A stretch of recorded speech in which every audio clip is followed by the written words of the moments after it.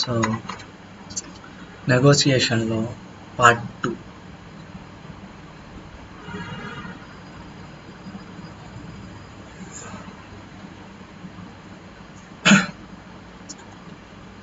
నెగోసియేషన్లో part 2 వచ్చేసి ఏంటి అంటే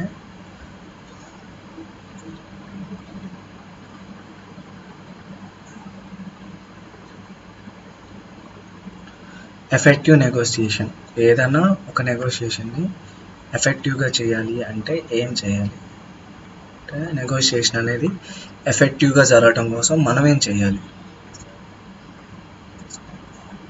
ఫస్ట్ థింగ్ పాసిబిలిటీస్ చూడాలి రాదర్ దెన్ ప్రాబ్లమ్స్ని చూడకూడదు, ఎక్కువ పాసిబిలిటీస్నే చూడాలి. కమ్యూనికేషన్ అనేది ఎక్సలెంట్గా ఉండాలి. మళ్ళీ మన కమ్యూనికేషన్కి మనకి సెల్ఫ్ కంట్రోల్ ఉండాలి.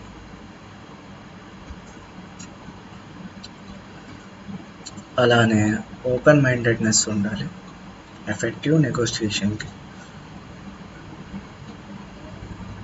ఎంపతి అనేది ఉండాలి అదర్ పార్టీ తరఫున, అంటే అదర్ పార్టీ పాయింట్ ఆఫ్ వ్యూలో మనం ఆలోచించగలగాలి. మన పర్సనల్ ఇష్యూస్ని నెగోసియేషన్లోకి తీసుకురాకూడదు, ఓన్లీ ఆర్గనైజేషనల్ డిమాండ్స్ మీట్ అవ్వటం కోసమే చూడాలి. ఓపెన్ ఎండెడ్ క్వశ్చన్స్ ఇవ్వాలి. క్వశ్చన్స్ పోస్ట్ చేస్తే ఎదుటివాడు ఆన్సర్ చేసేటట్టు ఉండాలి. రెండోది తక్కువ మాట్లాడాలి, టాక్ లెస్ నెగోసియేషన్లో. అండ్ లిసన్ ఎక్కువ చేయాలి, ఎదుటివాడు ఏం చెప్తున్నాడో ఎక్కువ వినాలి మనం.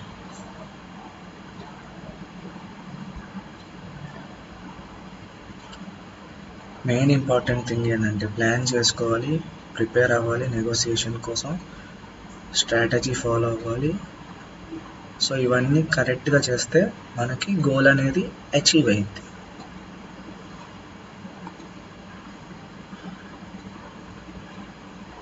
So dealing with emotions in negotiation. So ఒక నెగోసియేషన్ చేసేటప్పుడు మన ఎమోషన్స్ అనేవి చాలా క్రూషియల్ రోల్ ప్లే చేస్తాయి. సో మనం ఆ నెగోషియేషన్లో ఎమోషన్స్ని ఎలా కంట్రోల్ చేసుకోవాలి ఇప్పుడు చూస్తాం, పాజిటివ్లీ అండ్ నెగిటివ్లీ. సో ఎమోషన్స్కి క్యారీ అవే అయిపోకూడదు మనం నెగోషియేట్ చేసేటప్పుడు, not carry away first thing. Next thing వచ్చేసి మన వెర్బల్ అండ్ నాన్ వెర్బల్ కమ్యూనికేషన్ని చూసుకోవాలి, మనం చెక్ చేసుకోవాలి. Next thing point out where you agree more than point of differences. Agreements చూసుకోవాలి కానీ డిఫరెన్సెస్కి ఎక్కువగా పోకూడదు. 3 క్వశ్చన్స్ ప్రిపేర్ చేసుకోవాలి, అట్లీస్ట్ 3 క్వశ్చన్స్. ఆ 3 క్వశ్చన్స్ ఆపోజిట్ పార్టీ అనేవాడు అగ్రి అయ్యేటట్టు చేయాలి. ఐ మీన్ వాడితో ఎస్ చేయించాలి మనం. మన మాట్లాడే వర్డ్స్, మన బాడీ లాంగ్వేజ్ మీద దృష్టి పెట్టాలి. అలానే ఐ అనే వర్డ్ ఎక్కువగా అవాయిడ్ చేయాలి. ఎదుటి వ్యక్తిని కేర్ చేయకూడదు ఎక్కువ, until he care for us, he or until they care. వాళ్ళు మన నెగోషియేషన్కి, మన అగ్రిమెంట్స్కి, మన డిమాండ్స్కి కేర్ చేసినప్పుడే ఎదుటి వ్యక్తిని కేర్ చేయాలి. అప్పటిదాకా మనం కేర్ చేయకూడదు నెగోసియేషన్లో.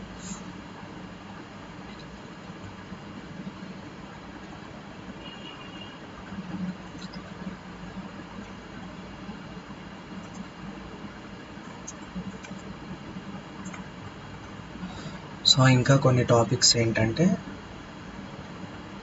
ఎఫెక్టివ్ నెగోసియేషన్ డూస్ వచ్చేసి ఏంటి అంటే ఫియర్ని ఓవర్కమ్ చేయాలి నెగోసియేషన్ చేసేటప్పుడు. మన ఎదుటి వ్యక్తికి భయపడ్డామంటే సరిగ్గా నెగోషియేట్ చేయలేము. మళ్ళీ మన ఆబ్జెక్టివ్స్ మీద మనకి బెటర్ అండర్స్టాండింగ్ అనేది ఉండాలి, అప్పుడే ఎఫెక్టివ్గా నెగోషియేట్ చేయగలం.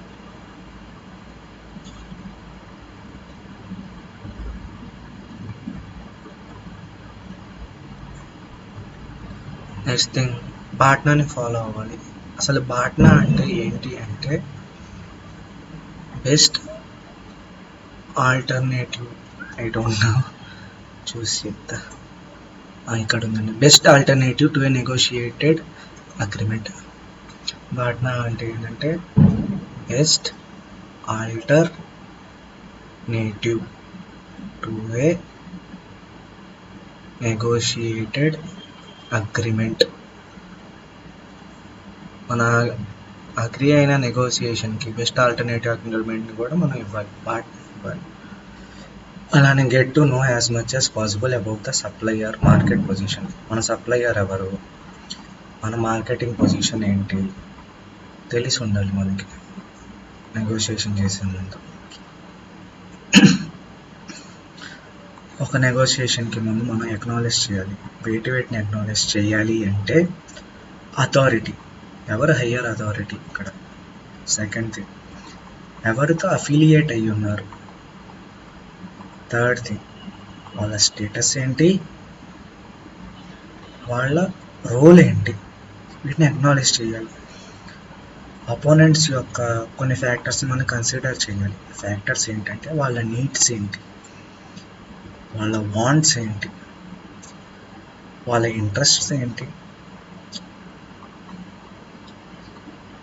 అలానే వాళ్ళ మోటివేషన్ ఏంటి, ఇవన్నీ మనకి తెలిసి ఉండాలి opponents. Last and final thing, positive attitude ఉండాలి మనకి. నెగిటివ్ యాటిట్యూడ్ వల్ల నెగోషియేషన్ అనేది ఎఫెక్టివ్గా జరగదు. సో ఇందాక చెప్పినట్టే best alternative to a negotiated agreement. If negotiation fail and an agreement cannot be made. ఎప్పుడన్నా ఒక నెగోషియేషన్ ఫెయిల్ అవ్వడానికి వచ్చినప్పుడు మనం ఒక ఆల్టర్నేటివ్ని చూపించాలి బాట్న, మోస్ట్లీ అతను అగ్రీ అయ్యేటట్టు చేయటం కోసం. అలానే డోంట్స్ కూడా ఉన్నాయి ఒక ఎఫెక్టివ్ నెగోషియేషన్కి.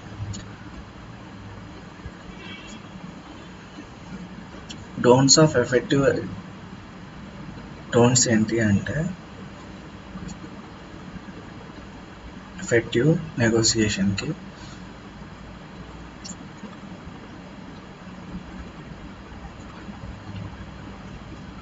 ఫస్ట్, నెగోషియేషన్ చేసేటప్పుడు డిబేట్ చేయకూడదు. Don't debate.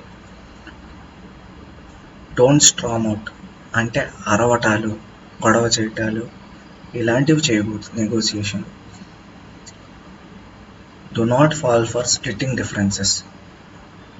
వాడు మనతో అగ్రి కాకపోవచ్చు, కొన్ని డిఫరెన్సెస్ వాడు చూపించవచ్చు, కానీ మనం ఎక్కువ అగ్రిమెంట్సే చూపించాలి. అతని డిఫరెన్సెస్కి ఎక్కువ అగ్రి అవ్వకూడదు. మనం ప్రతి డెడ్ లైన్ని అగ్రి అవ్వకూడదు. మేబీ మన కోసం డెడ్ లైన్ ఎక్స్టెండ్ చేసుకోవాలి. ఒకవేళ అతను ఎక్స్టెండ్ చేసుకోలేకపోతే టేక్ ఇట్, చిన్నదాన్ని తీసుకోండి, లేకపోతే లీవ్ ఇట్, వదిలేయండి, అదే better. Don't be eager to please. మనం నెగోషియేట్ చేసుకున్నప్పుడు టూ పార్టీస్ అనేవి అగ్రి అవ్వాలి, మనకి బెనిఫిట్ ఉండాలి. సో అంతేగాని pleasing other party do not. So do not please opponent. ఎదుటి వ్యక్తిని ప్లీజ్ చేయటం కోసం మనం లాసెస్లోకి వెళ్ళకూడదు నెగోషియేషన్లో. మన వీక్నెస్ ఏంటో తెలుసు అని మనం అనుకోకూడదు. మన అపోనెంట్ మన వీక్నెస్ ఏంటో తెలుసు అని మనం అనుకోకూడదు.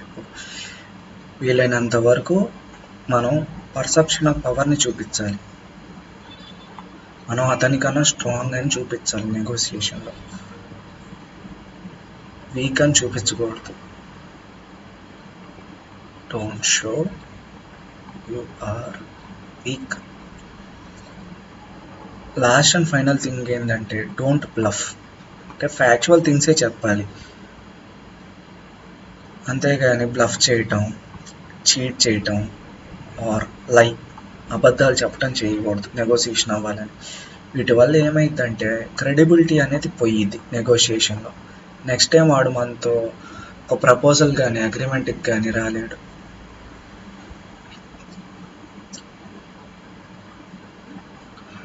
సో దీంతో నెగోసియేషన్ అనేది కంప్లీటెడ్.